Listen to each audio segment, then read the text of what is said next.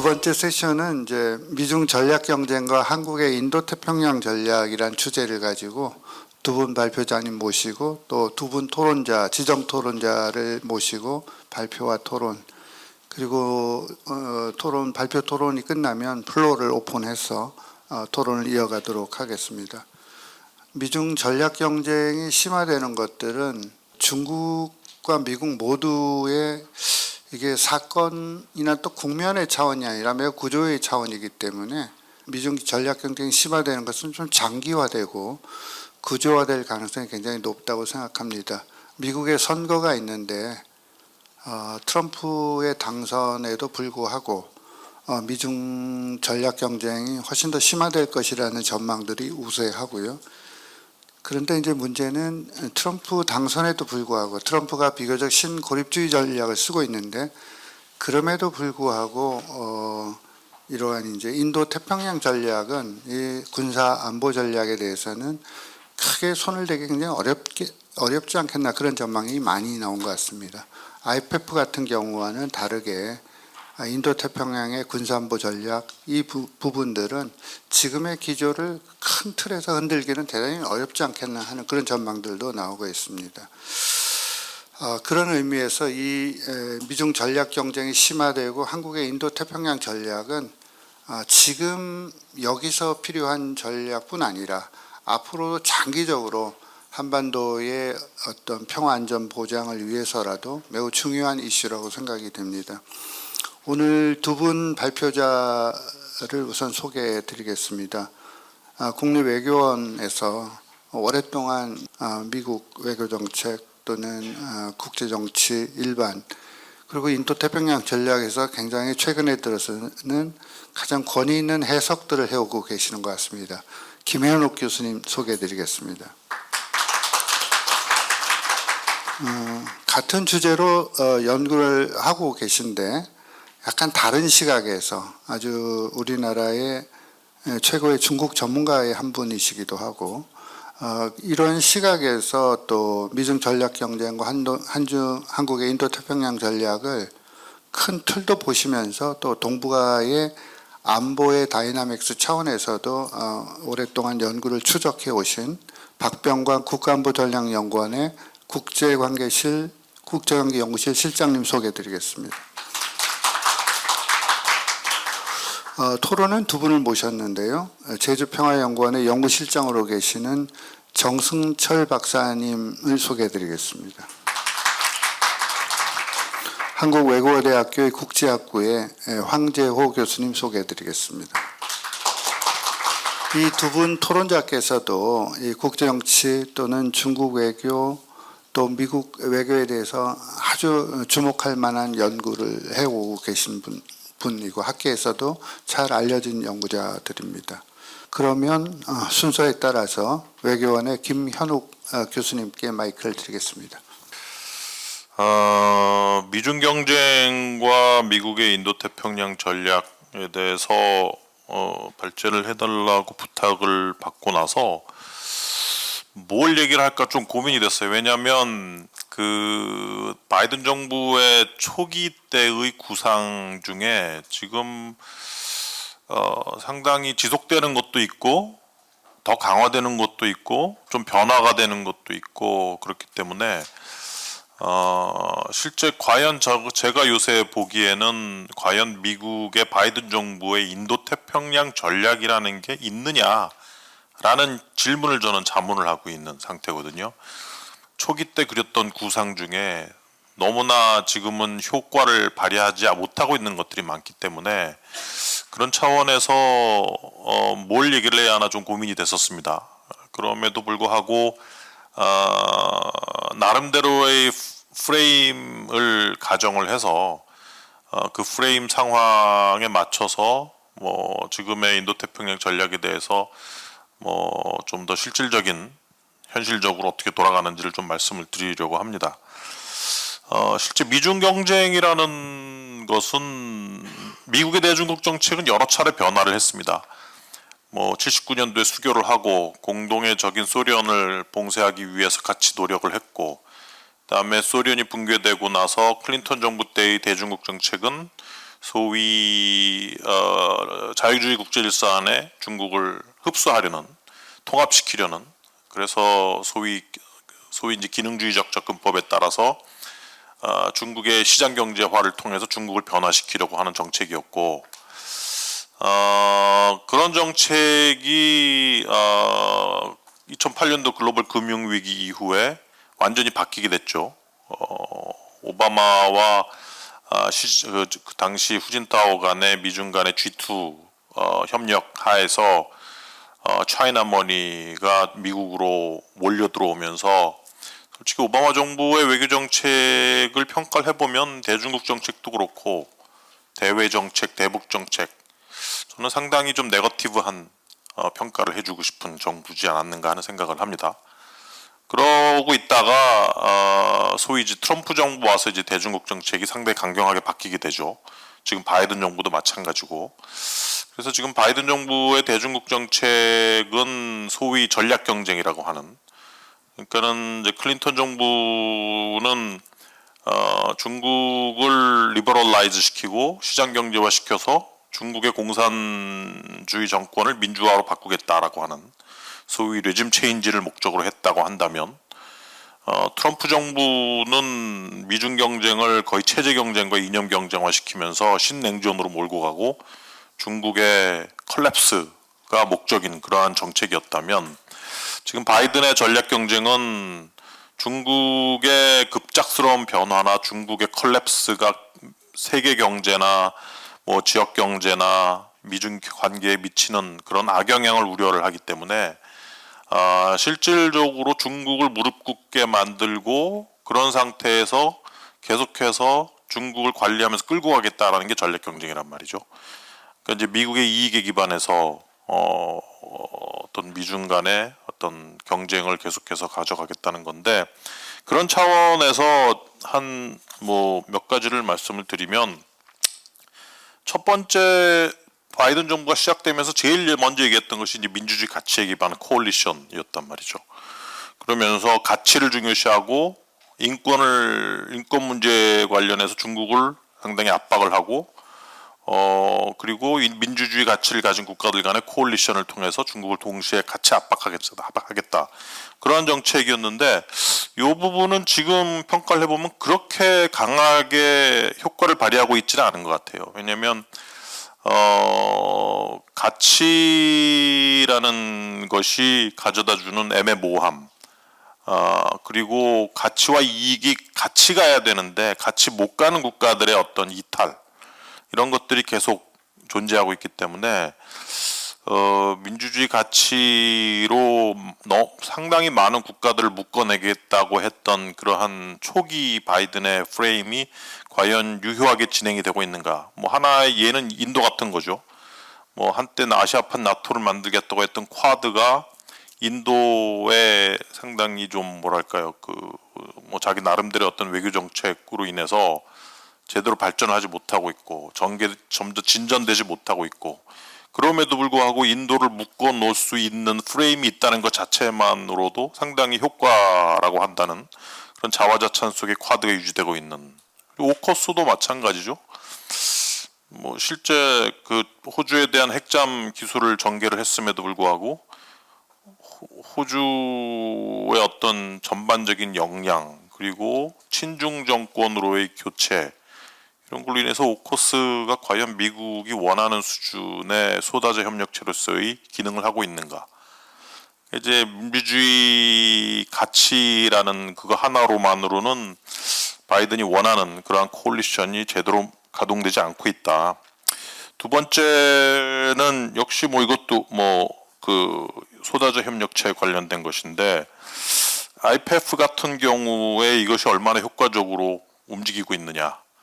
지금 IPEF 같은 경우에는 뭐 무역 이외에도 공급망 안정화, 디지털 경제, 뭐 인프라 협력, 탈탄소 협력, 이런 여러 가지 필러를 두고 계속 협력을 하고 있는데, 대부분이 새로운 무역 질서를 형성하는 어젠다란 말이에요. 그러니까 이러한 어젠다 세팅을 과연 미국 혼자 할 수 있겠느냐, 쉽지 않단 말이죠. 그러니까 상당히 IPEF의 룰 메이킹과 논 메이킹이 시간이 걸리고 그러니까 뭐 트럼프 입장에서 트럼프 같은 경우는 뭐 그 임기 시작하자마자 뭐 CPTPP, IPEF 다 깨겠다고 얘기를 하는 이유가 뭐 저는 뭐 과거의 어떤 America First나 Make America Great Again이라는 슬로건에 기반해서 무조건 다 깨버리는 트럼프였지만 IPEF 같은 경우는 솔직히 제가 미국 대통령이라도 상당히 스캡티컬하게 보지 않을까 하는 생각을 합니다. 세 번째는 글로벌 공급망. 아마 이거는 바이든의 대중국 정책 또는 인태 전략에서 핵심이 아닌가 싶습니다. 가장 효과를 발휘하고 있고, 뭐 지금까지 나온 거는 뭐 미국 혁신경제법이 2021년에 있었고, 미국 경쟁법안 2022년, 그리고 작년엔 올해죠. 올해 IRA 법안이나 칩스 법안 이런 것을 통해서 미국은 계속해서 중국에 대한 디커플링 정책을 강화를 하기 시작을 했고요. 이러한 공급망 재편 전략이 그나마 중국에 대한 상당한 압박으로 작용을 하지 않았는가 그런 생각입니다. 마지막은 네 번째군요.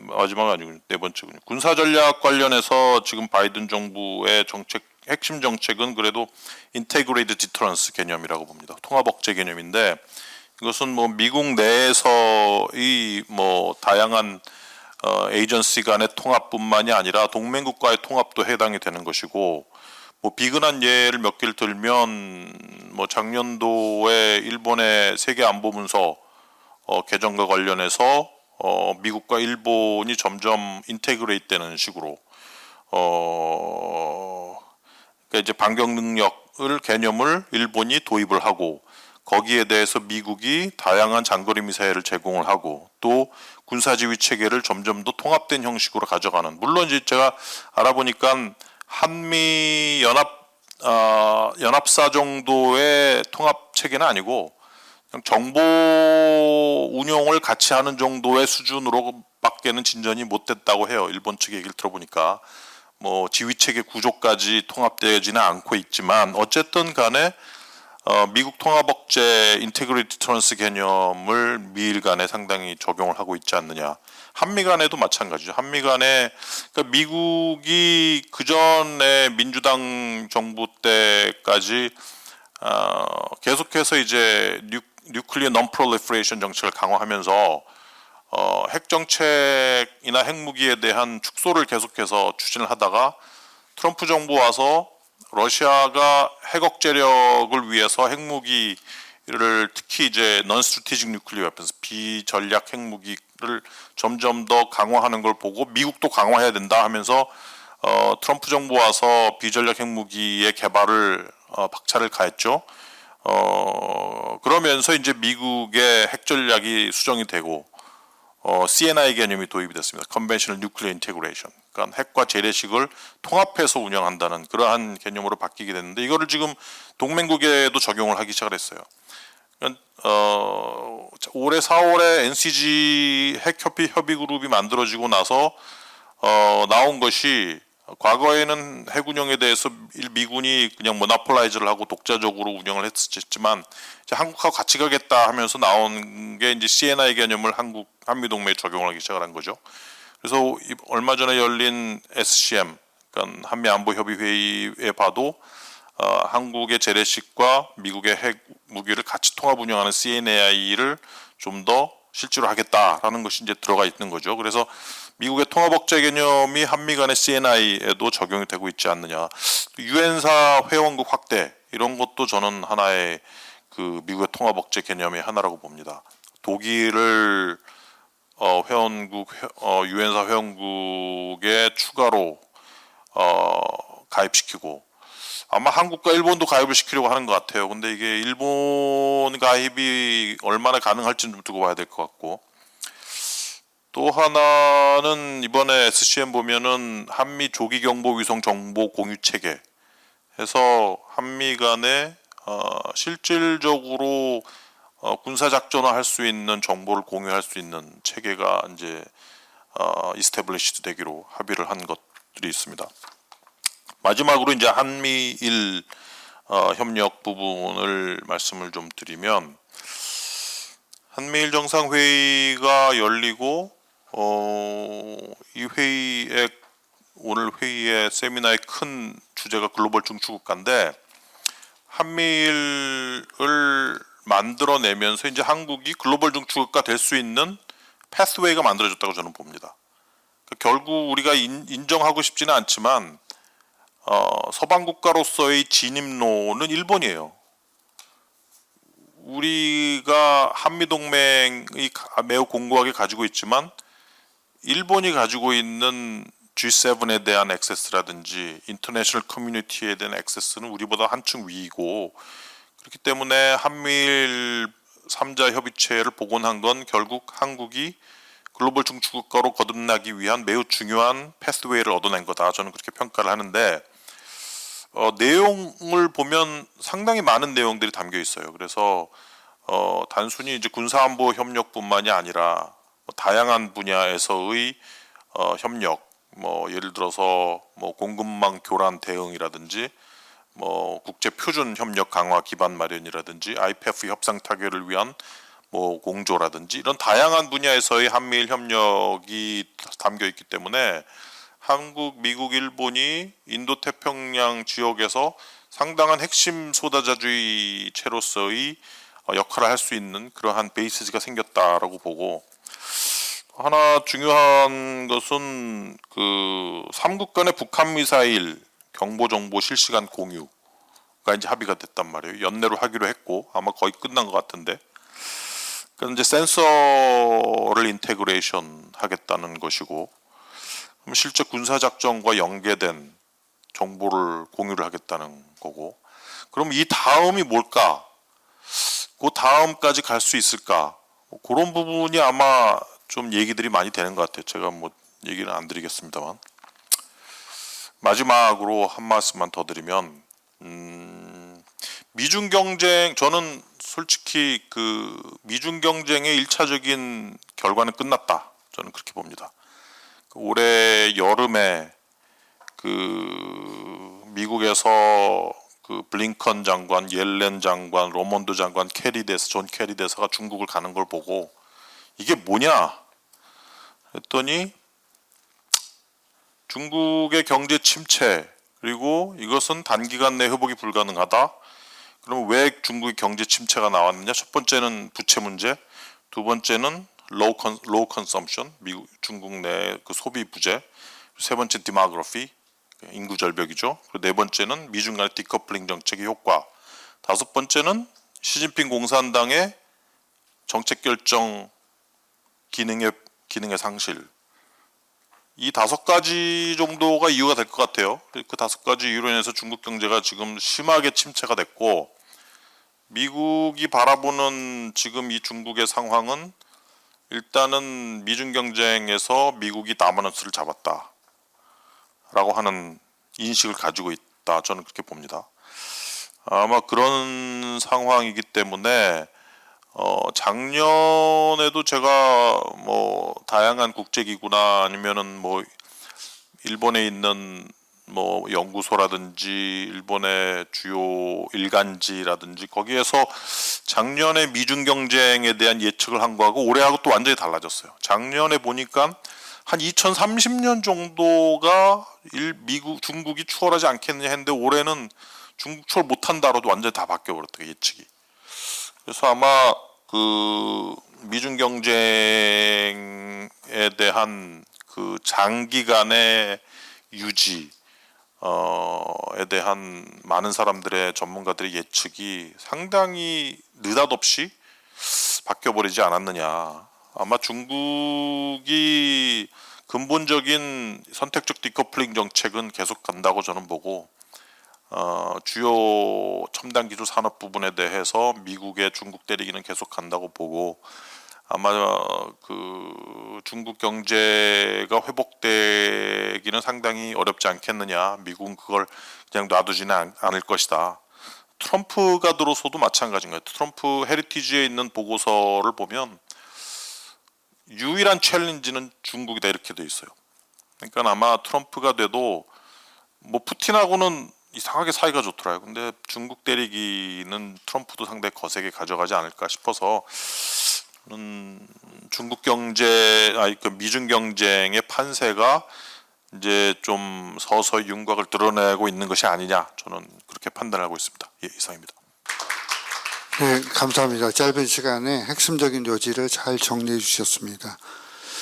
재미있는 거는 학계에서 보통 이 인태 전략이 어떤 지속과 변화를 이렇게 보고 지속되는 요인이 뭐고 변화된 요인을 보고 있는데 어느 것이 우위에 서 있는가 하는 부분을 김현욱 교수님은 안보 공급망 부분에 대해서는 지속성이 훨씬 강해 보이는 것 같고, 그다음에 가치를 통한 협력이라든지 또 오커스라든지 쿼드나 이런 분야에 대해서는 적실성이 조금 떨어지는 그런 이제 변화가 있다고 하는 말씀을 하셨고, 바이든하고 트럼프 사이에서도 지속과 변화가 좀 다르게 유사성과 차이점들이 좀 다르게 나타날 수도 있다는 말씀을 하셨습니다. 맨 마지막에는 굉장히 쟁점적인 아규먼트를 하셨는데요.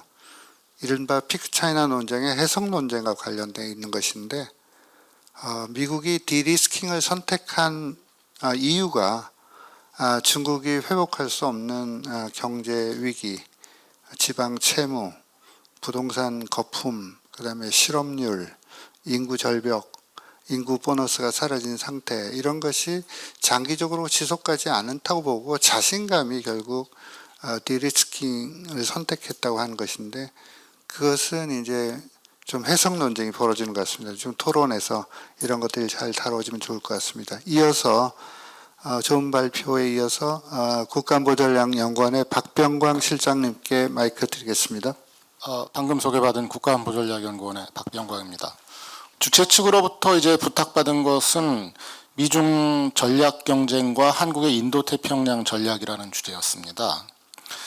결국은 이제 이것이 필자인 저로서는 미중 전략 경쟁이라고 하는 하나의 중요한 필라와 그리고 또 하나의 한국의 인도 태평양 전략이라고 하는 또 하나의 필라를 두 개를 잘 가지고 나가야 하는 그런 과제가 있었습니다. 먼저 미중 전략 경쟁에 관한 저의 생각을 좀 말씀드리면은 제 사회를 보시는 이희옥 교수님께서 초반에 미중 전략 경쟁이라고 하는 것이 굉장히 장기화, 구조화의 성격을 지니고 있다고 말씀하셨는데 저는 이 의견에 100% 공감을 합니다. 그러니까 우리가 지금 바라보고 있는 미중 전략 경쟁은 뭐 이렇게 몇 년, 1, 2년 또는 수년 사이에 끝나는 것이 아니라 굉장히 20, 30년을 내다봐야 되는 장기적 게임이고, 또 이것이 굉장히 피해가기 어려운 구조화의 특성을 지니고 있다라고 봅니다. 그런데 여기서 우리가 하나 저는 좀 주목해야 될 게 뭐냐면은, 평소에 제가 강조하는 것은 이것을 어떤 분들은 미중 패권 경쟁이다, 또 어떤 분들은 미중 전략 경쟁이다라고 얘기하죠. 엄밀하게 보면은 저의 시각은 이것은 패권을 두고 벌이는 미국과 중국 사이의 전략 경쟁인 것입니다. 목적어가 생략된 채로 말하면은 미중 전략 경쟁이라고 단순화하게 되는 것이고, 목적어를 부각시켜서 하게 되면은 미중 패권 경쟁이라고 하는 것이 맞는 말입니다. 저 개인적으로는 미중 패권 경쟁이라는 표현을 더 자주 씁니다. 왜냐하면 전략 경쟁이라고 하는 건 미국과 중국 사이뿐만 아니라 과거 역사 속에서도 늘 있어 왔던 부분이기 때문에, 다만 미국과 중국의 전략 경쟁은 탈냉전기에 들어서 세계 패권을 놓고 미국에 도전하는 중국의 부상으로 특징 지어지기 때문에 이것은 패권을 두고 벌이는 미중 전략 경쟁이다라고 보고 있습니다. 그러면은 왜 이 시점에서 이러한 미중 패권 경쟁 또는 전략 경쟁이 두드러지고 있는가, 우리의 주목을 끌 수밖에 없는가 하는 것에 대한 이해가 필요한데, 저는 그것을 이제 크게 두 가지의 문제로 봅니다. 뭐냐면은 미국과 중국 사이에 나타나고 있는 구조와 인식의 문제가 가장 중요한 배경으로 작용하고 있다는 것이죠. 그 구조라는 것은 뭐냐면은 과거의 2차 세계대전 이후에 미국이 세계의 패권 국가로서 독점적 지위와 힘을 누려왔는데, 중국이 개혁개방 이후에 급부상하면서 미국의 힘에 거의 이제 경제력으로만 보면 70% 이상을 다다르면서 미국의 턱 밑까지 추격을 하게 된 것이죠. 그러니까 이것이 미국이나 중국의 입장에서 볼 때는 구조적으로 이것 단순히 경제력뿐만 아니라 군사력을 비롯한 종합국력 측면에서 굉장히 큰 격차를 벌이지 않기 때문에 도전하는 쪽에서는 한번 우리가 기회를 잡으면은 미국을 캐치업할 수 있다라는 어떤 야심을 갖게 하는 것이고, 미국의 측면에서는 자칫하다가는 중국에게 패권을 내줄 수도 있겠다라는 그런 우려감을 갖게 만드는 것이죠. 이것이 바로 인식의 문제로 연결되는 것입니다. 그러니까 미국은 중국을 바라보면서 저것이 나의 패권을 뺏으려 하는 존재이기 때문에 결코 양보할 수 없고 그냥 놔둘 수 없는 존재다라는 인식을 갖는 것이고, 중국은 미국이 나를 견제하고 압박하는 것이 결국은 단순한 견제와 압박이 아니라 중국 공산당 지배체제라고 하는 이 시스템을 완전히 무너뜨리려고 하는 것이다 라는 생각을 갖고 있기 때문에 거기서 타협의 접점이 만들어지기 어려운 것이죠. 그래서 결국 미중 패권 경쟁은 이러한 구조와 인식의 측면을 중요한 배경으로 하고 있다는 것입니다. 그러면 결국 먼저 미국이 패권국으로서 중국의 도전을 뿌리쳐야만 하는데, 미국의 전략적 목적이 무엇이냐. 제가 볼 때 역사적으로 오랫동안의 패권국과 부상국의 경쟁과 투쟁은 있어 왔는데, 역사적으로 보면 패권국이 도전하는 부상국에 대해서 가지는 전략 목표는 크게 세 가지였습니다.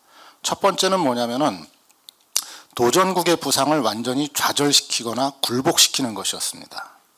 가장 대표적인 경우가 이제 펠로폰네소스 전쟁 같은 거라고 할 수 있겠죠.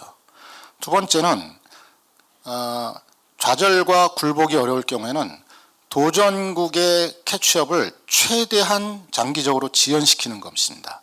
그러면서 패권국의 지위를 최대한 장기적으로 보존하고 국익을 유지해 나간다는 것이죠.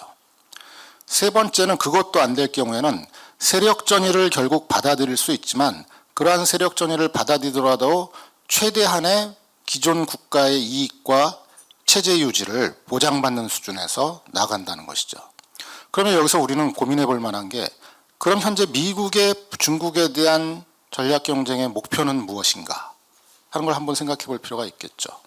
제가 볼 때 미국은 현재는 첫 번째를 목표로 삼고 있다고 봅니다. 중국의 부상을 좌절시키거나 굴복시키는 것이죠. 미국은 중국에게 아무리 시간이 걸리더라도 패권적 지위를 내줄 생각은 조금도 없습니다. 그러면은 미국은 어떠한 전략으로 이것을 막아내려고 하는가? 과거에 미국과 중국 사이에는 항상 그 딜레마가 있었고 전략적 쟁점의 이슈들이 있어 왔습니다. 우리가 많이 보았던 것처럼 무역 적자 문제라든가, 또는 뭐 공정무역의 문제라든가, 또는 뭐 환율의 문제라든가 이런 게 있었죠. 때로는 인권의 문제도 있었고. 근데 이것이 트럼프와 바이든 시대를 거치면서 점점 더 첨예한 이슈로 바뀌어가고 있다는 것입니다. 가장 두드러지는 게 뭐냐면은 거기서 첨단 기술 전쟁이 드러나고 있다는 것이죠. 공급망 재편이 드러나고 있고, 이런 것이 김현옥 박사께서도 얘기한 것처럼 선택적 디커플링으로 나타나고 있다는 것이죠. 그리고 또 하나는 가치의 경쟁이 굉장히 중요하게 드러나고 있습니다.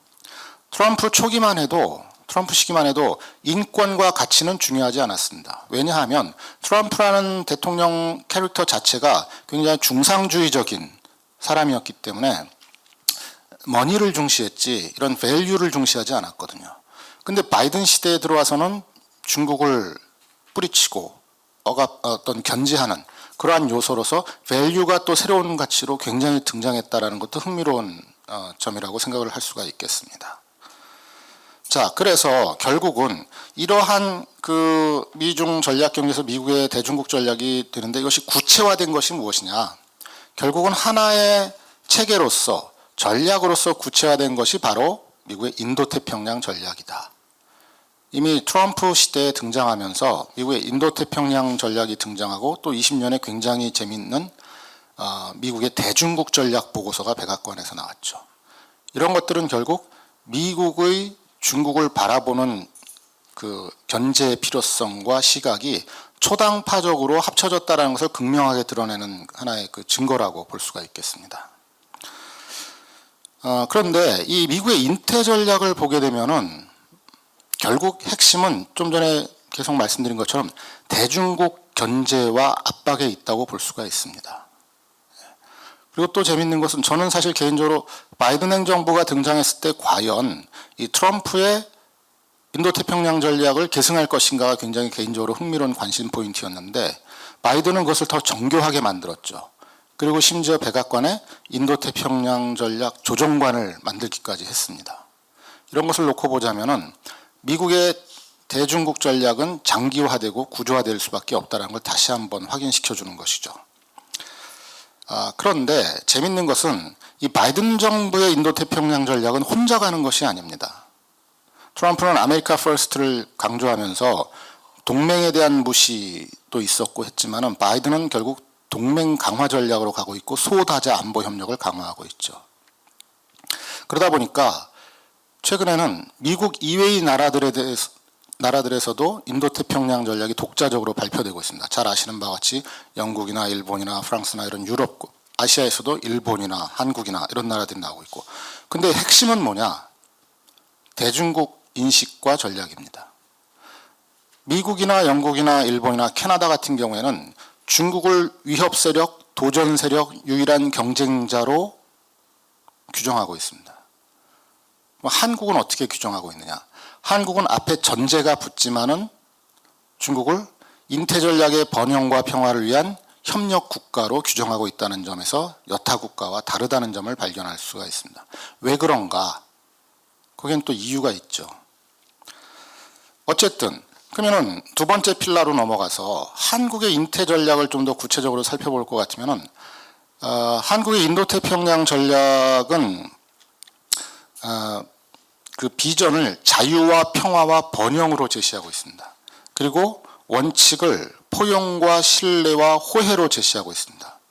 그리고 구체적으로 9개의 중점 추진 과제를 제시하고 있습니다.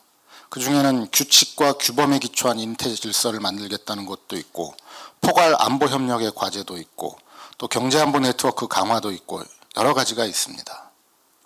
이러한 것들을 결국은 협력 의제를 우리가 내세우고 그걸 구체화함으로써 글로벌 중추국가를 지향해 나가는 데 있어서 우리의 국제적 위상을 다지고 여타 국가들과의 협력 체계를 네트워킹 시스템을 강화해 나가겠다라는 의도가 담겨 있는 것이죠. 저는 개인적으로 이 인도태평양 전략을 굉장히 긍정적으로 보고 있습니다.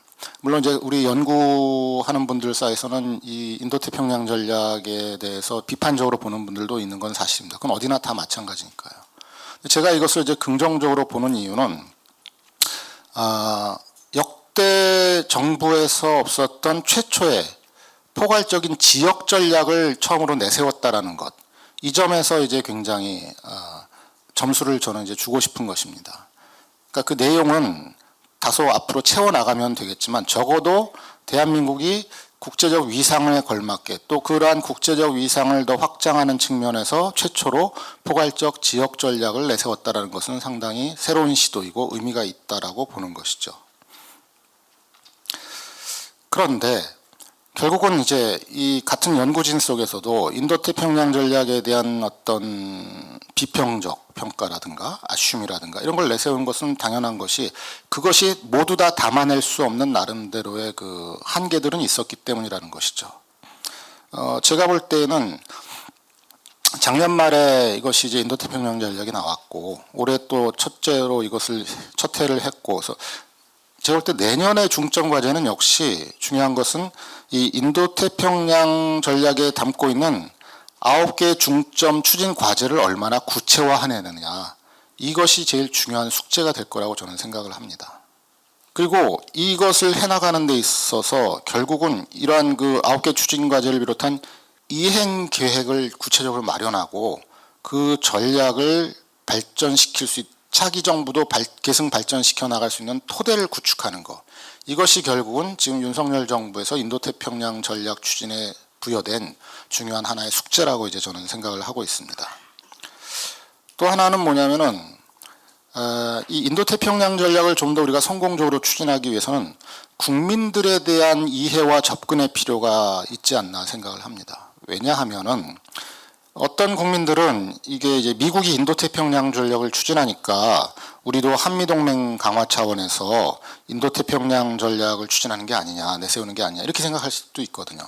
때문에 이러한 것을 우리의 독자적인 외교적 상상력과 전략이 녹아들어가 있고 그래야만 한다라는 것을 국민들에게 좀 더 구체적으로 접근하고 설명하는 것이 필요하겠다 생각이 들고, 더 나아가서는 좀 전에 말씀드린 것처럼 미국의 경우에는 백악관의 인도태평양 전략 조정관을 둔 것처럼 우리도 대통령실에 가능하다면 인태전략 추진을 시도하고 또 이것을 점검하는 어떤 전담 조직을 신설하는 것도 한 번쯤 고려해 볼 만하지 않은가 이런 생각을 두게 됩니다. 그렇지 않게 되면은 이게 이제 외교부를 중심으로 해서 결국 산만하게 가다가 자칫 뭐 유야무야 될 수도 있기 때문에 하여튼 좀 더 그립을 강하게 잡는 것이 필요할 것이다라는 생각이 들고요. 가장 중요한 것은 결국 우리가 고민해야 될 것은 이 인도태평양 전략을 추진하는 과정에서 중국 요인을 어떻게 포지셔닝 할 것인가 하는 점이라고 저는 생각을 합니다. 인태 전략이 상당히 많은 분야와 이행 계획을 구체화시킬수록 결국은 이것이 한국을 제외한 다른 나라들이 가지고 있는 중국에 대한 인식과 한국의 인식이 어떻게 조화롭게 접점을 찾을 수 있는가.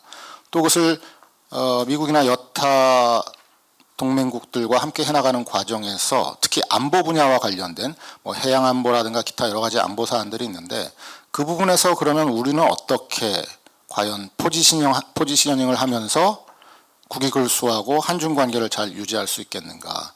이것이 결국은 가장 중요한 숙제가 될 것이다라는 것이죠. 때문에 저는 기본적으로는 그 우리의 가치나 이익 그리고 원칙을 강조하는 것이 가장 중요한 자세가 되어야 하겠지만 그와 동시에 우리의 어떤 한중 관계의 특수성을 고려한다면은 한중 관계가 적대적이거나 또는 제로섬 상황으로는 나가지 않도록 관리해 나가는 것도 굉장히 중요할 것이다라고 생각을 합니다. 그 점에 있어서 우리가 한번 좀 돌아볼 만한 것이 최근에 있었던 샌프란시스코에서의 미중 정상회담이라고 할 수가 있겠죠.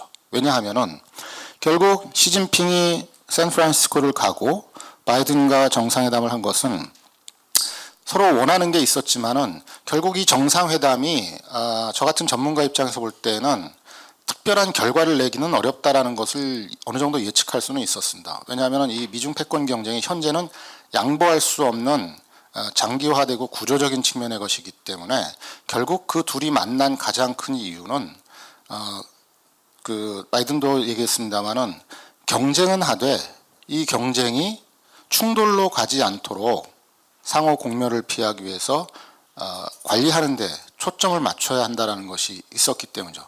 그런 측면에서 미중 간에도 서로가 이 관리의 필요성을 강조하고 있는데 한국이 미국보다 앞서거나 또는 누구보다 앞서서 굳이 대중국 관계를 제로섬이나 적대적으로 몰아갈 필요는 없다라는 것이 이제 저의 생각인 것이죠. 마지막으로 한 말씀 드리고 싶은 것은 이제 이옥 교수님께서 이제 토론을 유도하신 것 같아서 제가 또 존경하고 친애하는 김현욱 교수가 그 미중 경쟁 이제 1차 결과는 나온 것 같다라고 이제 말씀을 하셨는데 얼핏 보면 사실 그런 것 같아요. 저도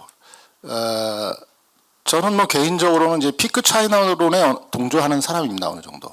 근데 이제 다만 우리가 이것을 조금 더 신중하게 바라볼 필요가 있다라는 측면에서 이제 좀 말씀을 드리고 싶은 것은 뭐냐면 피크 차이나라는 것은 말 그대로 이제 중국의 성장이 경제 성장이 피크를 찍었다라는 것이죠. 그것은 미국이든 한국이든 일본이든 어느 나라든지 피크를 찍는 시점이 옵니다. 예. 근데 중국은 더 구체적으로 말씀드리면 사실은 2013년부터 중국 경제가 하강하기 시작했어요. 2013년은 어떤 해냐면은 시진핑이 집권한 첫 해입니다. 그러니까 사실은 중국 경제는 시진핑이 집권한 이후부터 지금까지 계속 떨어져 오고 있는 거예요. 그렇지만 우리가 그 해를 2013년을 피크 차이나로 시기로 보지는 않습니다. 지금 2023년을 우리는 피크 차이나로 많이 얘기를 하고 있죠. 그건 뭐 이제 여러 가지 이유가 있는데 어찌되었든 제가 말씀드리고 싶은 첫째는 피크 차이나에 대해서도 저는 동조를 하는데 이 피크 차이나가 하드 랜딩을 전제로 하고 있다고 보면은 좀 성급하다라는 것이죠. 하락은 하고 있으나 그 양태는 소프트 랜딩의 가능성이 현재로서는 더 높다라는 것을 하나 우리가 주목할 필요가 있는 것이고 그 두 번째는 좀 더 길게 보자면은 랜딩은 하되 이것이 결국 미국이 자신감을 가질 수 있는 이유는 미국 경제는 살아나서 중국 경제보다 더 좋은 상태인데 중국 경제가 역대 없었던 미국 경제보다 안 좋은 상태를 유지하고 있다는 상대적 비교 때문이거든요. 근데 이것은 상대적인 것이기 때문에 어느 순간에 또 미국 경제가 하락하고 중국 경제가 살아날지 모릅니다. 때문에 지금 이 한순간에 이런 상황만 가지고 판단하기는 어렵다. 마치 우리가 2008년에 미국발 금융위기가 나타났을 때 마치 미국은 완전히 디클라이닝하고 중국이 마치 미국을 금방 대체할 수 있었던 것처럼 봤던 것처럼, 그러나 지금 상황이 그렇지 않은 것처럼 미중 경쟁의 장기화라는 측면에서 우리가 신중하게 이걸 바라보는 것도 고려할 필요가 있다. 이런 말씀으로 맺고 싶습니다. 감사합니다. 네, 박 실장 감사합니다. 그러니까 미국의 인태 전략, 박 실장 말씀을 들어보면 지금 한국이 인태 전략이라는 것을 쓰지만 사실은 전략이라기보다는 이니시어티브도 가깝고 앞으로 우리가 구체적인 추진 과제를 통해서 전략화시키는 굉장히 좀 열린 개념으로 해석하고 이 총론이 옳기 때문에 그것을 어떻게 구체적으로 만들어가야 될 것인가 하는 것에 말씀을 하신 것 같고요.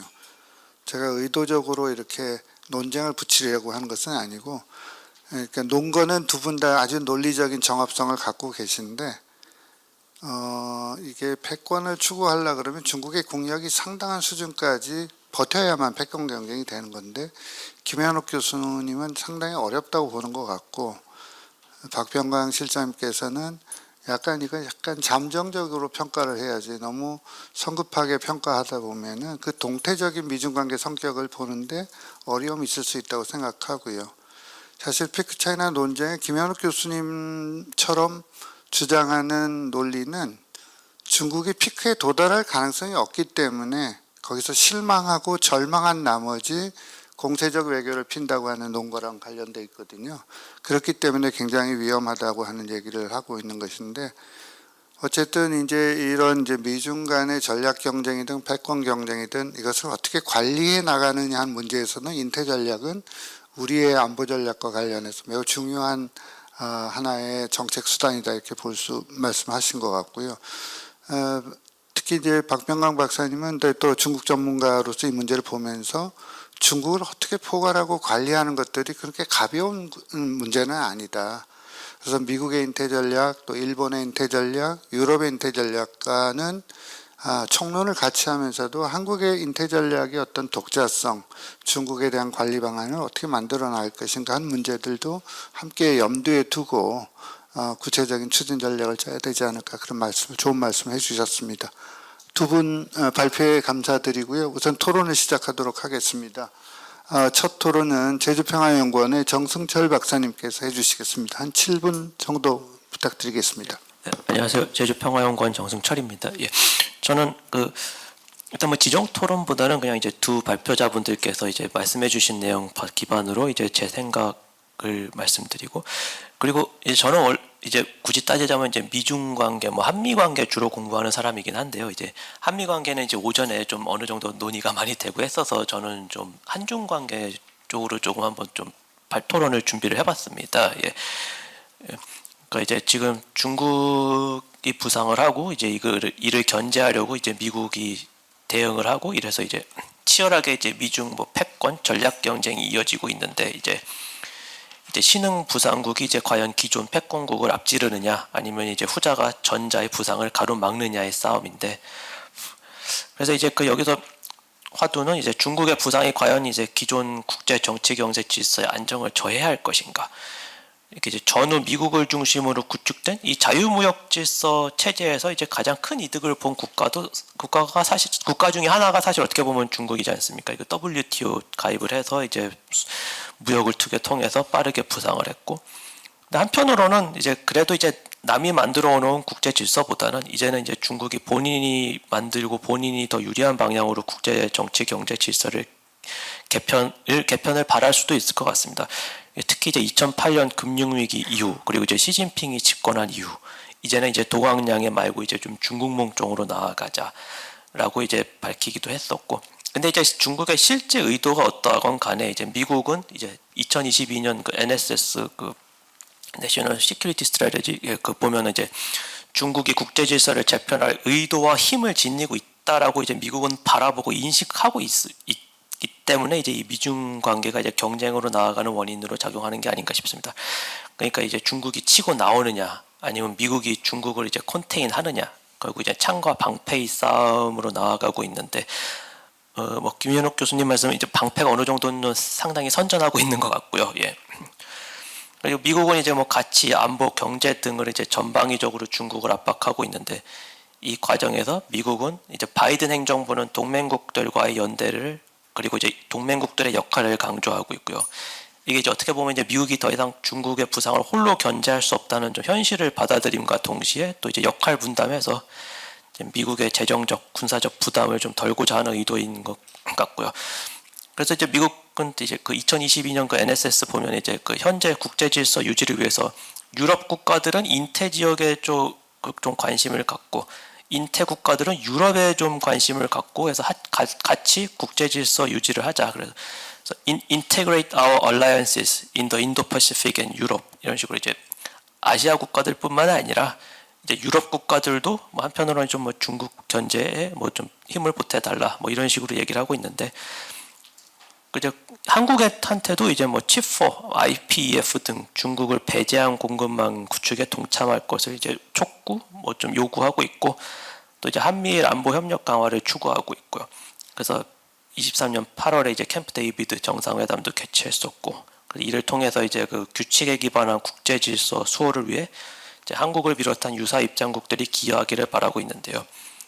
근데 이 상황에서 그래서 한국은 이제 작년 22년 12월에 인태 전략을 발표하면서 미국과 안보, 경제 등 각종 분야에서 협력을 강화하는 모습을 보이고 있는데, 그러다 보니까 중국은 이제 한국은 이제 안미 경중 기조에서 탈피해서 미국과 한 배를 탔다고 바라보고 있는 듯합니다. 물론 한국이 오피셜리 그렇게 발표를 한 적은 없습니다만, 근데 이제 그 한국 인도 태평양 전략을 발표하면서 그 중국에 대해서도 그 인태 지역의 번영과 평화를 달성하는 데 있어 주요 협력 국가인 중국과는 국제 규범과 규칙에 입각하여 상호 존중과 호혜를 기반으로 공동 이익을 추구하면서 보다 건강하고 성숙한 한중 관계를 구현해 나갈 것이라고 밝혔고, 그제 여러 이제 국책연구원 보고서들 보면 인태 전략은 중국을 배제하는 전략이 아니다라고 이제 내세우고 있는데, 이제 구체적인 그 현실의 상황들을 보면은 이제 현 정부 들어서는 이제 한미 관계와는 달리 이제 그 한중 정상회담은, 여기서 말하는 정상회담은 이제 어디 그 다자 외교 무대 가가지고 우르르 모여 있는 상황에서 이제 잠깐 옆방 가가지고 정상회담하는 그런 거 말고, 이제 따로 시간 내 가지고 뭐 한국이나 뭐 그 나라 가서 만나는 그런 정상회담 말씀드리는 건데, 이제 한미 관계와는 달리 한중 정상회담은 열리지 않고 있고, 또 이제 23년 4월이나 뭐 최근에도 그렇고 뭐 대통령께서 이제 또 대만 해협 관련해서 뭐 힘에 의한 현상 유지, 그 현상 변경 반대한다, 뭐 이런 발언한 것 같고, 이제 중국이 또 반발하기도 하고, 그런 식으로 좀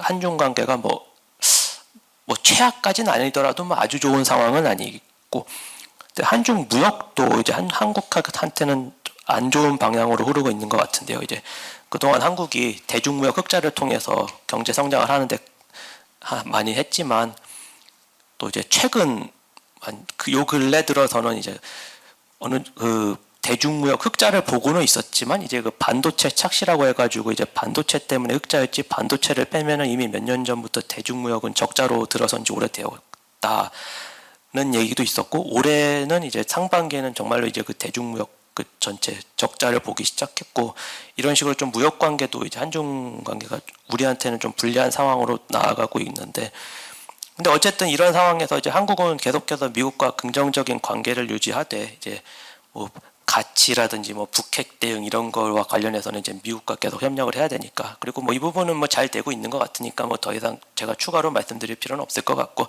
근데 어쨌든 이제 중국과의 관계도 신경을 써야 되지 않습니까? 이제 한국으로서는 이제 중국이 지리적으로도 가깝고, 미국은 어쨌든 태평양 건너에 있고, 또 이제 중국은 경제 대국으로 성장했고 아시아에서 이미 큰 영향력을 행사하고 있기 때문에 뭐 중국과의 관계를 뭐 단절할 수는 없는 상황이죠. 예.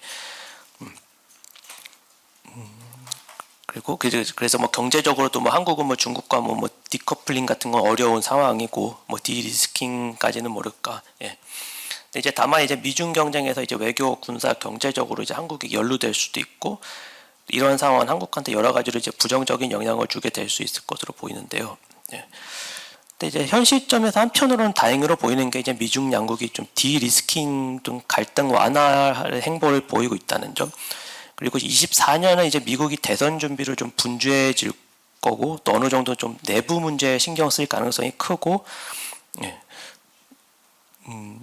그리고 이제 중국과 이제 큰 일이 벌어지는 걸 이제 미국도 바이든 행정부도 원치 않을 수도 있기 때문에 25년이 되면 이게 바이든이 재선이 되든 트럼프가 들어오든 다시 이제 좀 미중 경쟁이 치열해질 수도 있겠지만 어쨌든 24년은 조금 좀 서로 조심조심하지 않을까. 중국도 현재 이제 경제 위기 극복을 해야 되는 상황이니까 갈등을 피하려고 하고 있고, 그래서 뭐 나이브한 생각인지 모르겠지만 조심스럽게 말씀드리면 24년은 좀 어느 정도 좀 국제 정세가 안정된 시기가 오지 않을까, 좀 한국의 운신의 폭이 좀 넓어질 수도 있지 않을까 하는 생각이 드는데요.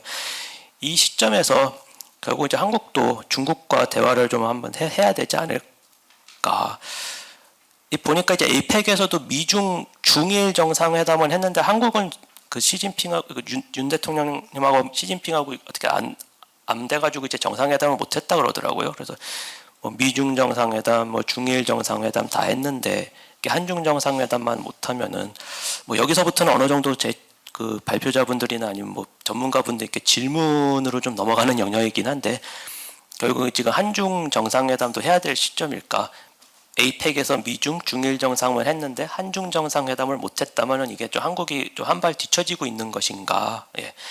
그리고 또 혹자는 뭐 중국이 한중 정상회담을 뭐 한미일 뭐 분열 쪽으로 좀 이용하려고 한미일에서 한국이 위클링크다. 예.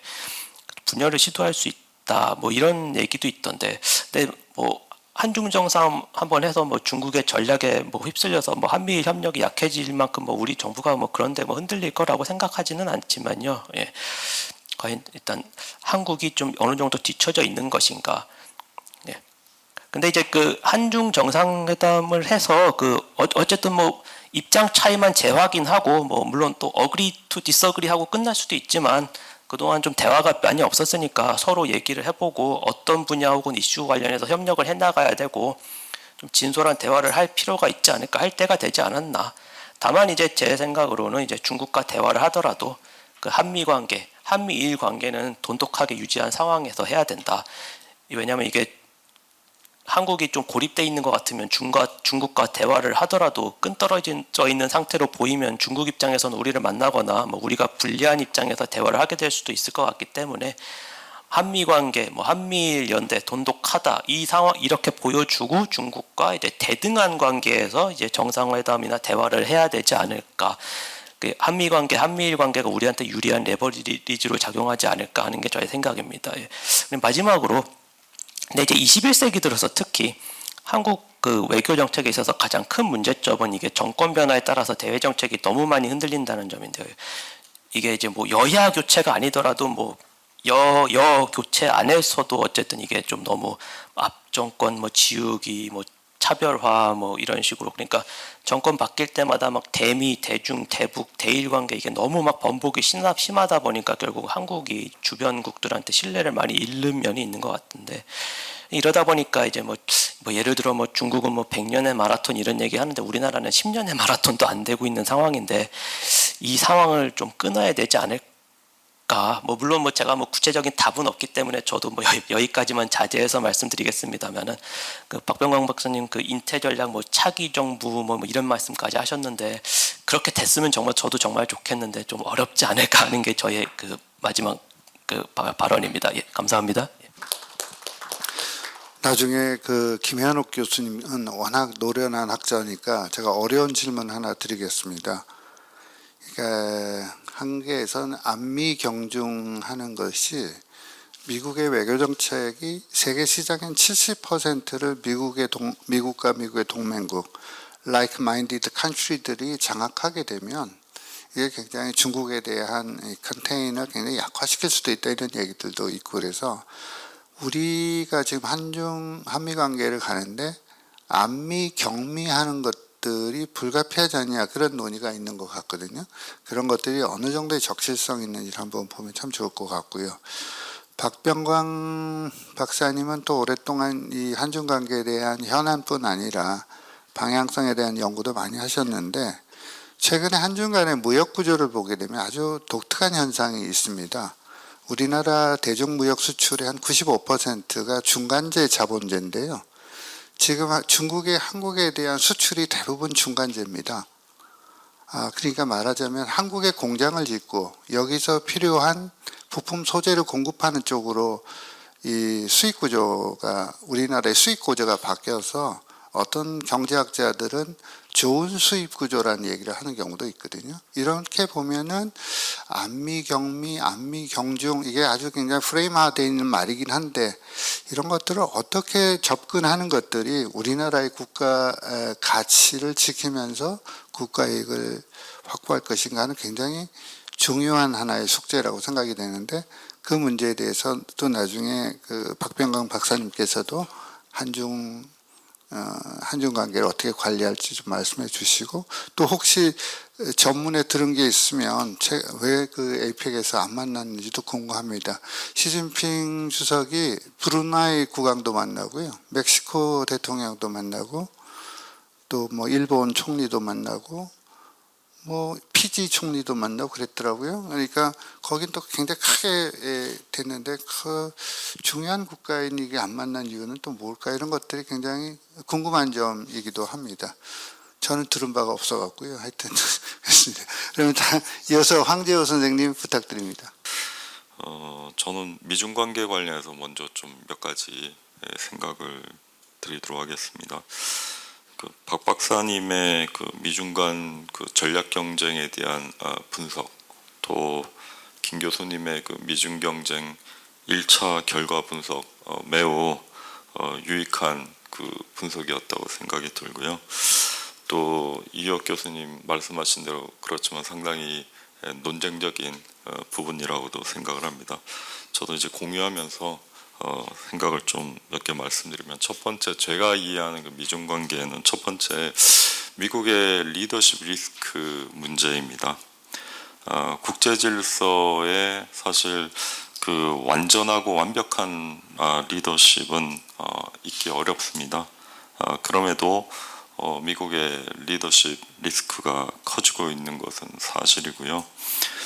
트럼프 집권 이후에도 바이든에 이르기까지 미국 스스로 상당히 이전과는 다른 모습을 보여주고 있고 아메리카 퍼스트가 뭐 결국 미국 국익 우선주의인데 이제 미국 리더십의 그 어떤 조바심 또 일관성 부족 이런 것이 현 국제 질서의 불안정을 야기하고 있다라는 생각입니다.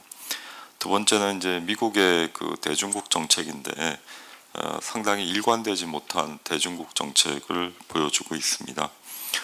트럼프 시기에는 앞에서도 중상주의적인 리더십이었다 이렇게 얘기를 하는데 그러니까 상당히 경제적 이해관계에 많이 매몰되어서 전략적 큰 그림을 보지는 못했던 시기입니다. 그래서 이제 여기에 반사적으로 바이든 정부가 들어오고 나서는 전략적으로 좀 그림을 그려보고 싶어 했는데 그렇지만 이제 경제적 디테일을 많이 놓쳤던 것 같습니다.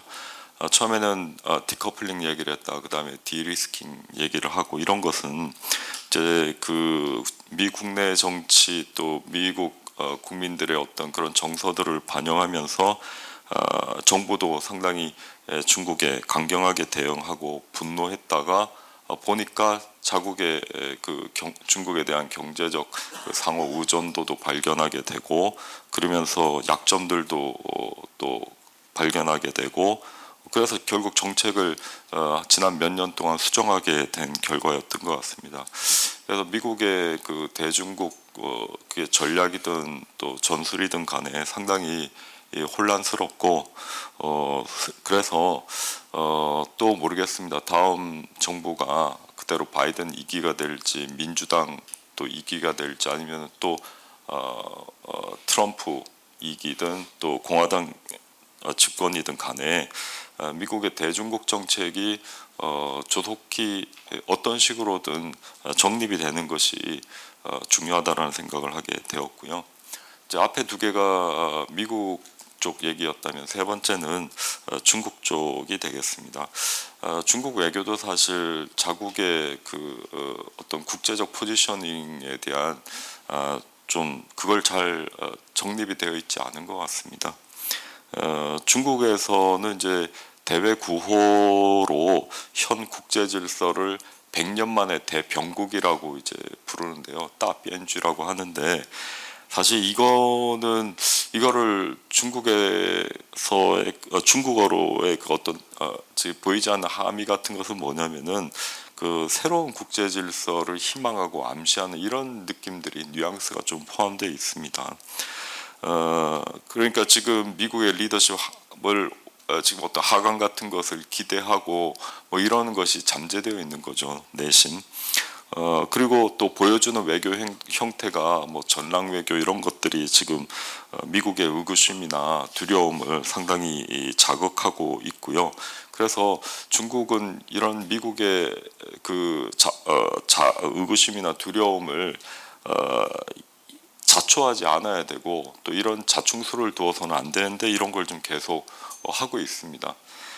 또 그렇기 때문에 중국은 미국의 리더십의 어떤 협력 파트너로서의 이런 그 의지 같은 것을 좀 보여줘야 되는데 그렇지 못하고 오히려 현 질서의 격변, 해체, 전환 뭐 이런 식의 표현들을 통해서 상당히 앞에 그 미국의 그 두 가지 포인트를 더 이렇게 촉진하는 모습을 보여주고 있습니다.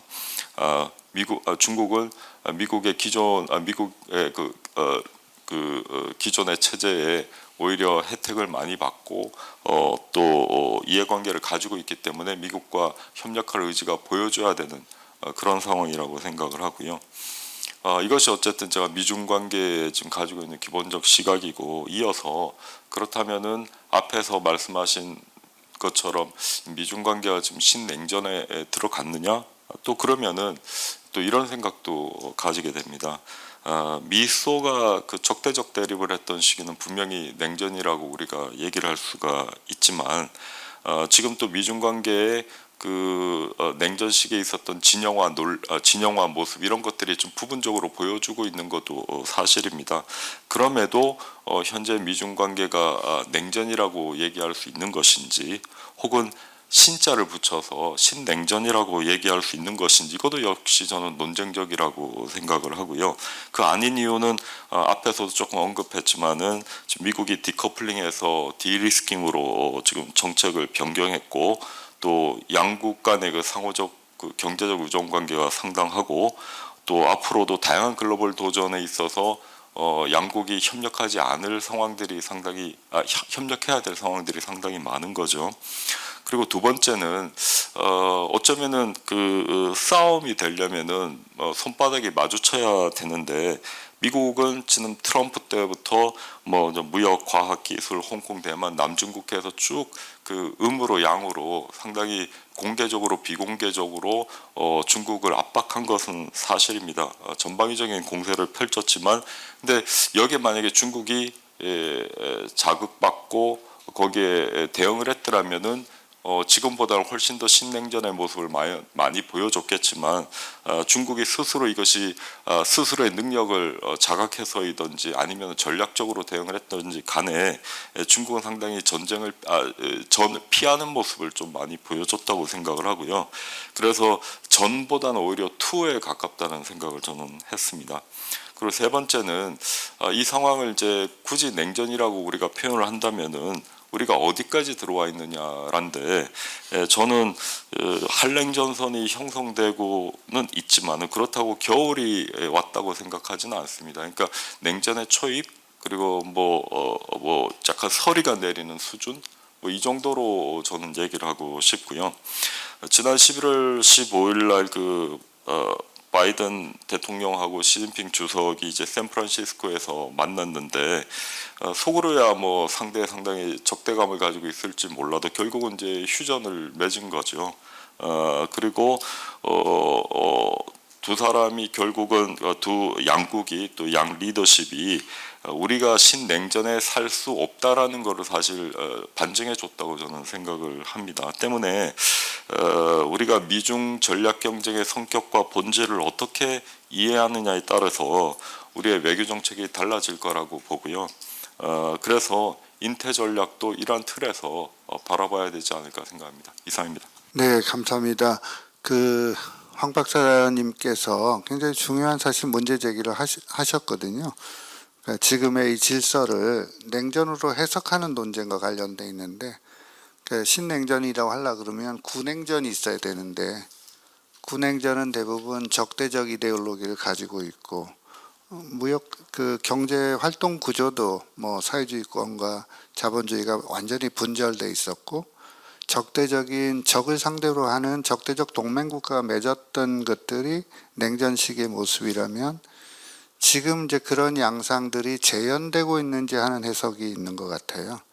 중국이 이데올로기를 별로 수출할 생각이 없는 것 같고요. 그 이유는 수입할 국가가 없어서 그런 것 같아요.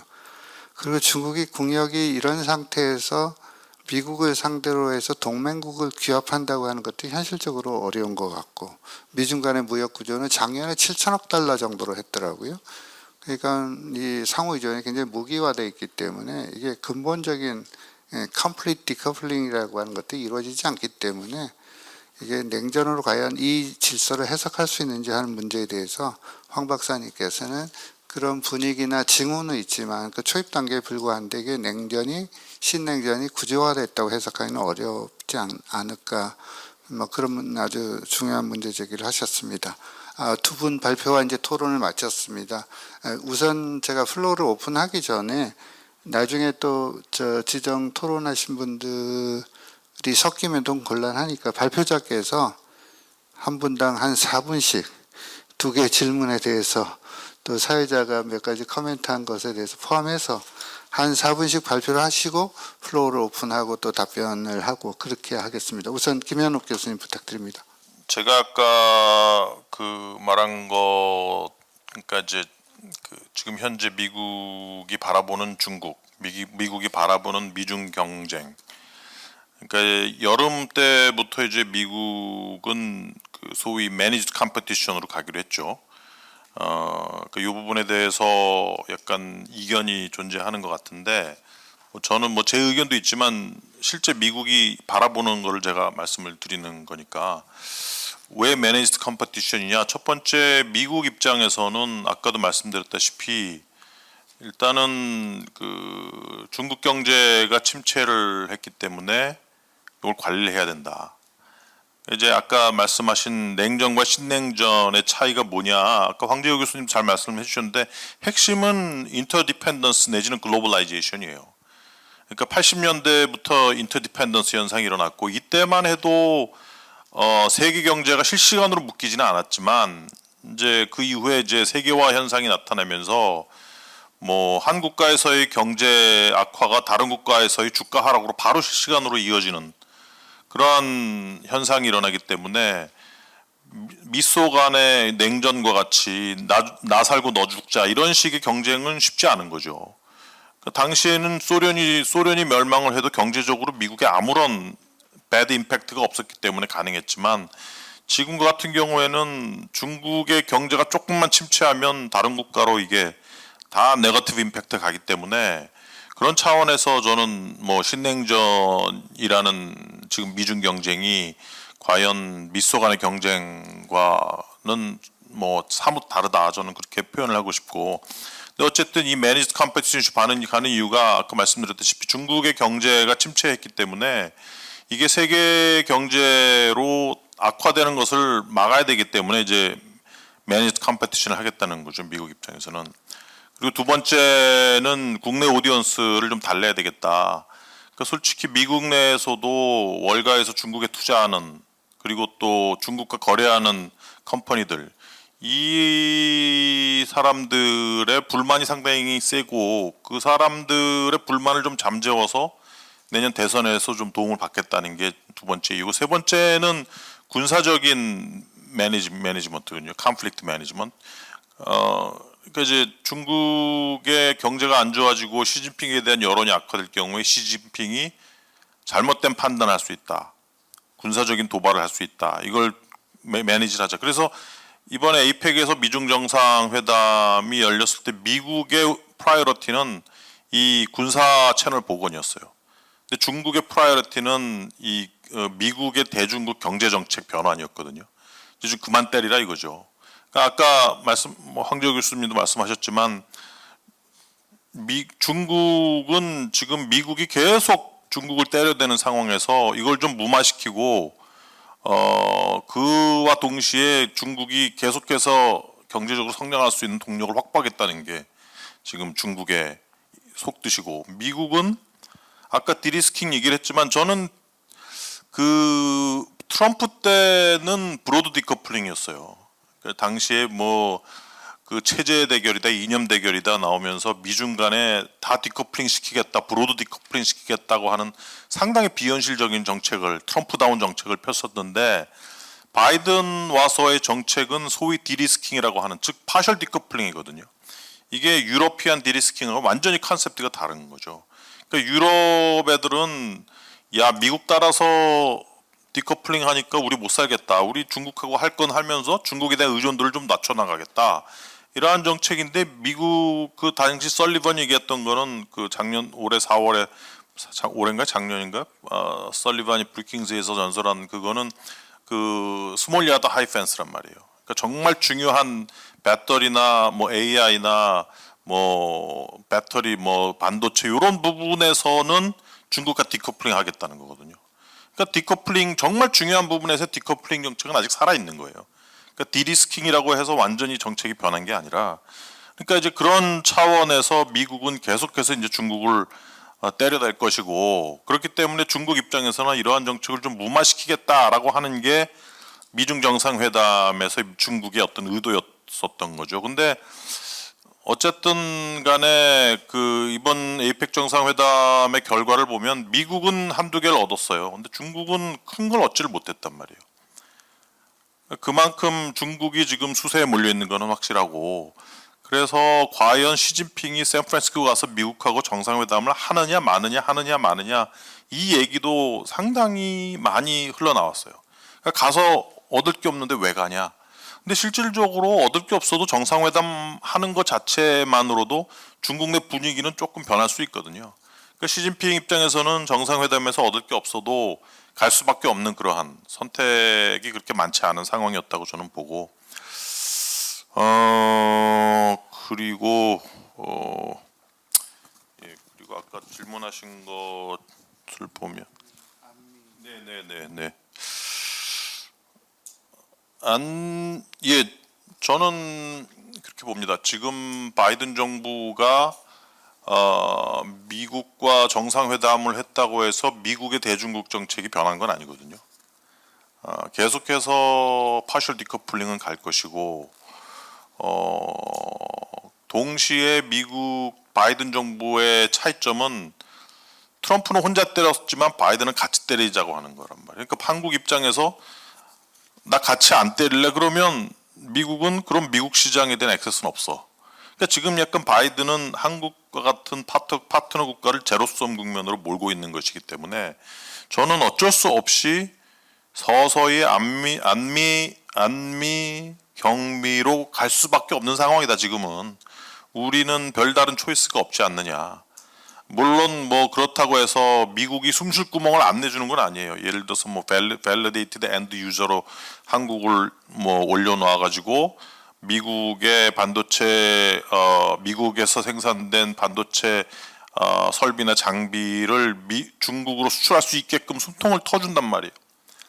근데 이것만으로는 안 되죠. 우리가 지금 우리가 해야 되는 거는 미국한테 끌려다녀서는 안 돼. 그래서 한미일 그 정상회의를 우리가 정말 잘 이용해야 된다고 생각을 하는 게, 제가 그 뭐 정부 회의 가서도 얘기를 한 게 뭐냐면, 한국이 인태 전략에 끌려가서는 안 된다. 인태 전략 위에 타야 된다. 미국의 인태 전략 위에 올라타야 된다. 그래서 룰메이커가 돼야 된다. 미국과 같이. 근데 그 기회가 저는 한미일 3자 협의체라고 보거든요. 물론 일본은 그렇게 한국의 주장에 동조해 주질 않아요. 왜냐하면 일본 입장에서는 뭐 약간 일본의 외교가 한국보다 한 수 위에 있다고 생각을 하기 때문에 근데 어쨌든 간에 지금 너무나 많은 새로운 어젠다로 인한 트레이드 시스템이 바뀌고 있단 말이에요. AI, 뭐 로보트, 뭐 반도체, 배터리 뭐 이런 거는 과거에 없었던 무역 어젠다고 이러한 무역 어젠다와 관련해서 새로운 룰을 만들어내야 되는 시기란 말이에요. IPEF에서 하는 게 지금 그거고 그러면 거기에서 룰을 얼마나 우리에게 유리하게 만들어내느냐 혼자는 못하지만 한미일은 할 수 있거든요.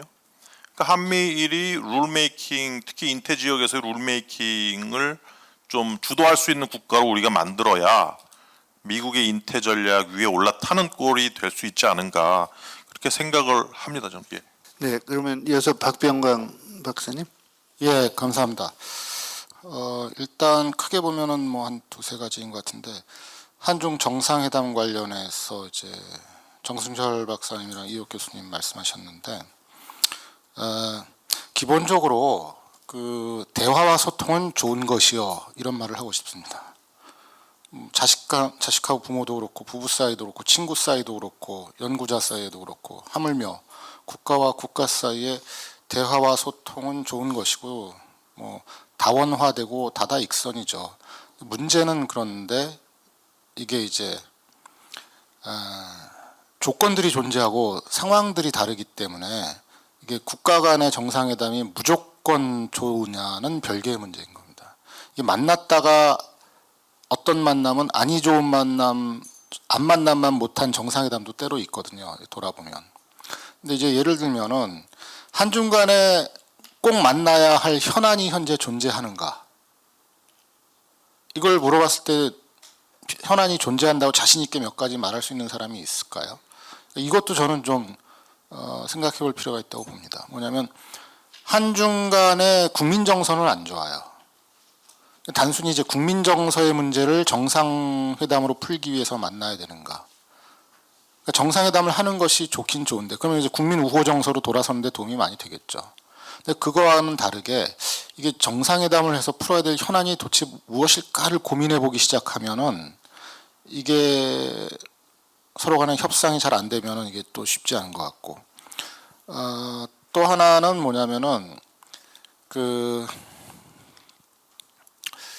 시진핑의 한국에 대한 인식이 저는 정상회담을 추진할 정도로 그렇게 무르익지 않았다는 생각을 하고 있습니다. 무슨 말씀이냐면 아까 이제 이호 교수님께서 그 뭐 좀 아는 얘기 좀 해봐라, 꺼내봐라 이런 말씀을 하셨는데 그 제가 이제 듣고 파악하는 바로는 저는 이제 사실 그 에이펙 정상회담에서 한중 정상회담 가능성이 한 50%는 된다고 개인적으로 사실 보고 있었습니다. 근데 중국 측 얘기가 안 될 거라고 저한테 얘기를 하더라고요. 그래서 왜 안 된다고 보느냐를 물어봤죠, 당연히. 그랬더니만 하는 얘기가 이건 제 얘기가 아닙니다. 들은 얘기를 그냥 공유하는 수준입니다. 하나는 주한중국 대사관의 역할이 적극적이지 않다라고 얘기를 하더라고요. 뭐냐면 얼마 전에 우리는 사실 이제 항저우 아시안 게임 때 우리 총리께서 중국에 가서 시진핑 주석을 만나고 해서 굉장히 한중 관계 분위기가 좋다 이렇게 생각을 했었죠. 근데 그 당시에 그 싱하이밍이 대사가 배석을 했었습니다. 그런데 총리랑 시진핑 주석이랑 회담이 끝난 다음에 시 주석의 인식의 단면을 드러내는 몇 가지 발언이 있었는데 한중 간의 문제는 중국에게 문제의 원인이 있는 것이 아니라 한국에게 문제의 원인이 있다라는 발언을 한 걸로 나왔고 두 번째는 싱하이밍에 대해서는 나는 그렇게 크게 문제가 있다고 보지 않는다. 그래서 싱하이밍 대사가 그거를 확인하고 돌아온 다음에 중앙당 고위에서 나를 뭐 여전히 지지하고 믿어주고 있기 때문에 내가 여기서 굳이 뭐 나설 필요는 없겠구나. 이제 과거 같으면 무슨 말이냐면 주한중국 대사가 하는 여러 가지 역할과 일들인데 그 중에 하나가 뭐냐면 한중 관계 발전을 위한 중국의 적극적인 역할을 주문하고 요청하는 정보 보고서, 또는 한중 정상회담의 필요성을 강조하는 정보 보고서, 뭐 이런 것들을 이제 열심히 올리는다고 볼 수가 있죠, 일반적으로. 근데 그 이후에 오히려 그러한 것이 소극적으로 변했다라고 하는 이제 얘기를 제가 들은 바가 있습니다. 그래서 에이펙에서 아마 정상회담이 안 될 것이다 이렇게 얘기를 해서 저도 굉장히 주목해서 봤는데, 뭐 어쨌든 결과적으로는 이제 안 됐죠. 그리고 또 하나는 뭐가 있냐면은 일본하고 이제 정상회담이 열렸는데 거기엔 사전 작업이 굉장히 치밀하게 됐습니다. 일본의 그 NSC 국장이 11월 9일 날 베이징에 가서 왕위를 만나고 이러한 사전 작업을 통해서 에이펙에서 정상회담을 추진을 위한 그 중일 간에 상당한 노력들이 있었는데 우리는 그런 것이 부족했다라고도 볼 수 있죠. 그런 건 좀 아쉬운데, 어쨌든 저는 기본적으로 대화는 굉장히 중요하고 정상회담도 필요하다고 생각하는 편입니다. 그러나 이제 상황이 여의치 않은 이러한 것들이 있다는 것이고, 안미경중 이 부분은 우리가 좀 한번 새로운 시각으로 살펴볼 필요가 있다고도 말씀을 드리고 싶습니다. 왜냐하면은 우리가 중국과 수교 이후에 지난 수십 년 동안 안미경중의 관성의 법칙에 사실은 매몰돼 있었죠. 중국이 우리의 경제에서 차지하는 특수성을 부인할 수가 없고, 그런데 이 거대한 조류를 저는 항상 얘기하는 게, 우리가 팩트에 근거해야 되고 전략을 짜는 사람들은 그 추세를 잘 봐야 된다. 흐름의 추세를. 저는 이제 평소에 늘 그렇게 후배들한테 얘기를 하는데, 그러니까 중국이 우리의 대외 교역에서 차지하던 포션이 코로나 이후에 지금 조금씩 줄어들고 있습니다. 더 중요한 것은 제가 볼 때 지난 30년 동안 중국이 우리나라 대외 교역의 흑자국에서 30년 동안 1위 국가였습니다. 작년 통계로 22위로 미끄럼 탔습니다. 올해는 어쩌면 우리가 대중 적자로 돌아설지 모릅니다. 그것은 여러 가지 이유가 있죠. 근데 중국이 갈수록 외국인 기업들이 가서 투자하고 경영을 하는데 굉장히 어려운 상황으로 만들고 있습니다.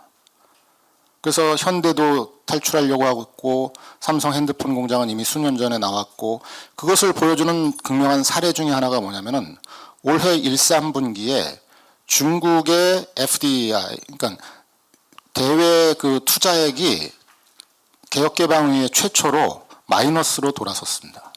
1, 3분기에 185억 달러의 해외 투자 적자를 기록했어요.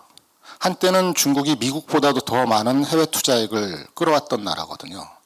이건 뭐냐면 중국의 경제에 대한 환경 자체가 사실은 굉장히 열악해지고 있다. 근데 기업가들이 그런 열악해진 환경 속에 들어갈 수 있겠는가?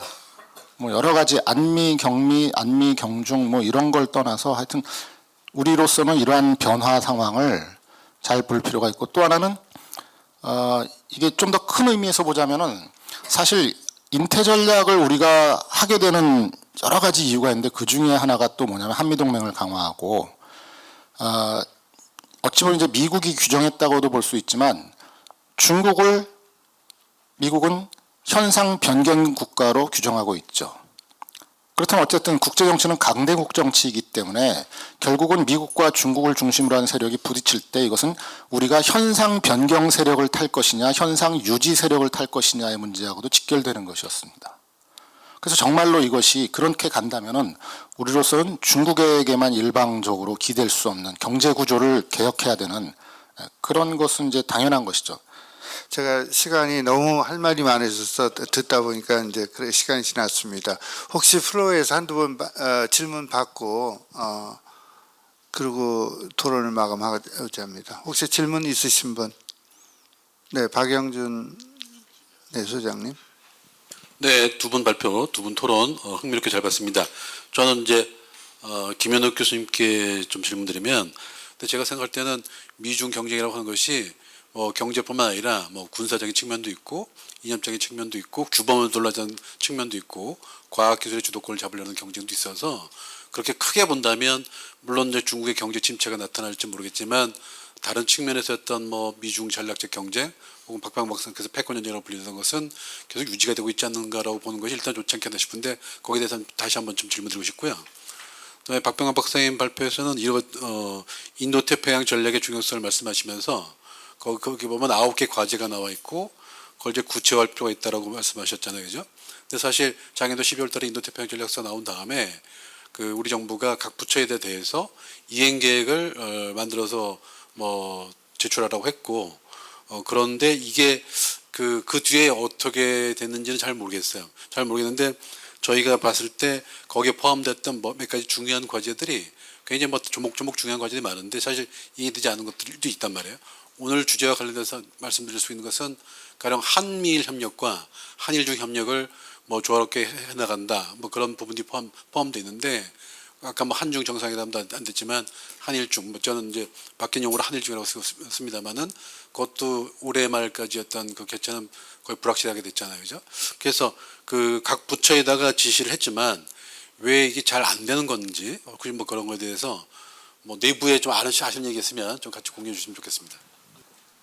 예, 제 개인적인 의견은 솔직히 그 바이든 정부가 약간 매니지드 컴피티션으로 올해 여름부터 정책을 변환하기 시작한 것에 대해서 좀 나이브한 정책이 아니냐 하는 생각이 들어요. 왜냐하면 미중 간의 경쟁에 있어서 다머넌스를 확실히 잡기 위해서는 저는 중국 때리기를 더 가속화해야 된다고 보는 사람이기 때문에 솔직히 말해서 지금 중국의 경제 침체가 미중 간의 디커플링 정책의 영향도 있지만 대부분은 다 중국의 자생적인 요인이란 말이에요.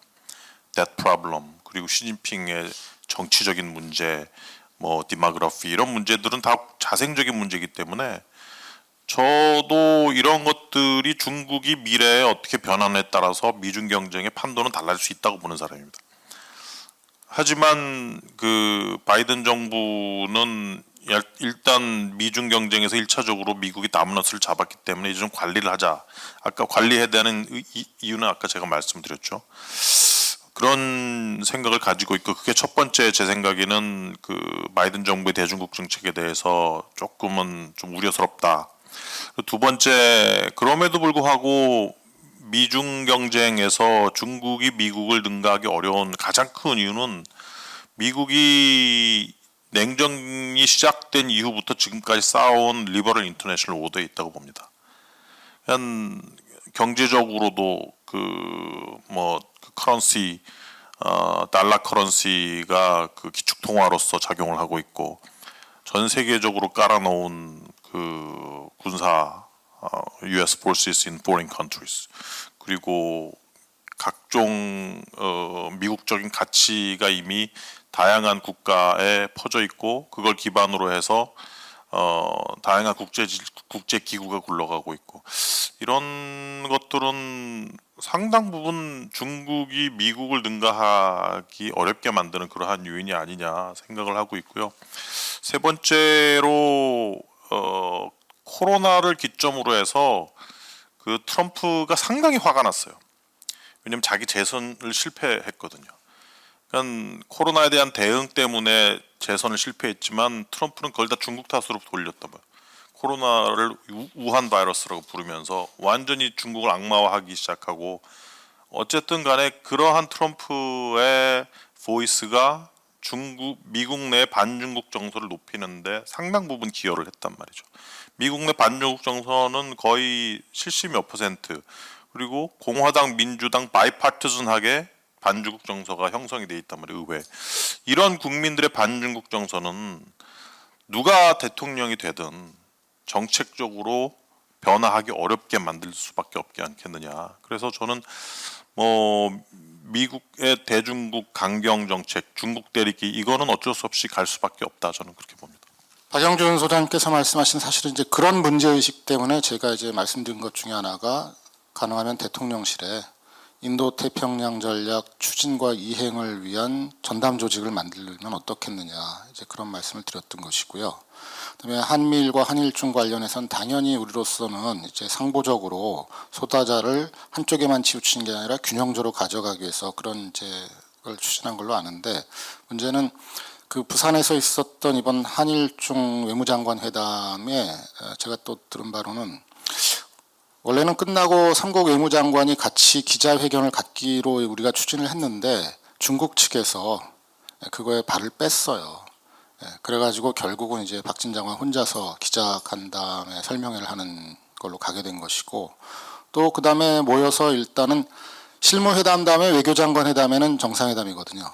그래가지고 원래 우리는 이제 12월까지라도 올해 내에 하기를 추진했었는데 이게 중국 측에서 이제 소극적으로 나와서 잘 안 되고, 그래서 내년 상반기나 봄에 날짜를 좀 구체적으로 잡으려고 했는데 달이라도 중국이 또 거기서 발을 뺐고, 그럼 이제 어떤 이게 파급 영향이 오게 되냐면은 우리가 고려해야 될 게, 내년에 만약에 한일중 정상회담을 하게 되면 시진핑은 한국에 오기가 어려워요. 왜냐하면은 중국의 총리와 주석이 같은 해 같은 나라를 방문한 사례는 없습니다. 그러니까 우리가 할 수 있는 전략은 가능하면 한일중 정상회담에 리창 총리가 아니라 시진핑 주석이 오도록 하는 뭐 그런 전략을 택해야 될지도 모르겠어요. 그리고 마지막으로 하나 드리고 싶은 것은 시간 관계상 말씀을 못 드리는데, 그 제가 또 좋아하는 그 황재호 교수께서 좋은 문제를 제기했는데, 신냉전 뭐 이런 거, 신냉전의 초엽에 있다, 서리가 내리고 있다. 이건 뭐냐면 그 다음엔 눈이 내린다라는 것이에요. 지금 눈이 안 내리기 때문에 우리가 서리가 내리고 있는데 눈이 내릴 거를 자꾸 고민할 필요 없다라는 식의 말씀이었다면 저는 이제 그 반대한다는 거죠. 우리가 왕자의 게임이라는 유명한 미국 드라마 보면 거기서 나오는 핵심 키워드가 윈터스 커밍입니다. 아무리 소리 지르고 외쳐도 결국 겨울이 오는데 대비를 잘 안 하잖아요. 이거는 여러 가지 제가 논리적으로 설명할 수는 있는데 시간 관계상 안 하겠지만, 우리는 이미 신냉전의 문을 트럼프가 열었고 바이든이 거기에 발을 한 발 집어넣었어요. 근데 바이든이 과연 그 발을 빼겠느냐, 또는 바이든의 그 후임자가 발을 빼겠느냐, 그렇지 않을 것이죠. 그렇다면 우리는 여기에 대한 민감성을 가지고 먼저 알람을 울리는 것이 우리 같은 중견국이 해야 될 전략가의 책무다. 저는 그렇게 생각을 하고 있습니다. 이 제주평화연구원, 또 외교안보연구소, 국방대 국가안전보장문제연구소 3개 기관이 주최한 세미나의 큰 주제가 글로벌 중추국가 한국의 국가 전략입니다. 내년도에 아마 국가 전략을 수립하는데 크게 기여할 거라고 생각하고요. 이런 주제를 만든 이유는 아마 우리가 정체성의 외교, 정체성의 정치를 이제 시작하는 어떤 선진국 외교를 시작하는 출발에 서 있기 때문에 그런 거 아닌가 싶고요. 그래서 새로운 이제 포지셔닝을 하고 전략을 세우고 룰 세터를 하는 이제 국가의 모습들이 어떻게 설계할 것인가 하는 중요한 논의였다고 생각합니다. 그 중에 핵심이 결국 이제 구체적으로 이렇게 좁혀보면 인도태평양 전략이라고 볼 수 있고, 이 인도태평양 전략의 핵심은 결국 미중 전략 경쟁과 굉장히 깊은 상관관계를 가지고 있다고 생각하고, 내년도는 또 아시다시피 미국의 대통령 선거인데, 다만 이제 트럼프하고 공화당 좀 분리해둘 필요도 있을 것 같고요. 헤리티지에 대한 보고서를 보니까 트럼프 얘기도 있고 트럼프의 딥 스테이트 얘기들도 또 따로 있는 것 같더라고요. 그래서 우리가 트럼프가 모든 의사결정을 주도한다기보다는 트럼프도 있고 또 공화당도 있고 이제 그것들을 조금 면밀하게 구분해 나가면서 해석하다 보면 우리의 새로운 이제 인도태평양 전략의 길도 열릴 거라고 생각을 합니다. 오늘 그 두 분 발표자께서는 굉장히 논쟁적인 주장을 했습니다. 제가 토론자로 참여했으면은 상당한 아규먼트를 했을 텐데, 평소에 존경하는 우리 김현욱 교수님과 박병광 교수님께서 두 분들도 사실 표현을 하지 않았지만 친한 것 같은데 표현하지 않았지만 아주 미세한 떨림에서의 차이는 있었던 것으로 생각이 되고, 총론은 같지만 그 방법론의 수단에서는 약간의 어떤 미세한 떨림도 있었다고 생각합니다. 좋은 발표와 토론해 주셔서 감사드리고요. 오랫동안 청중석을 지켜주신 여러분께서도 감사 인사를 드립니다. 감사합니다.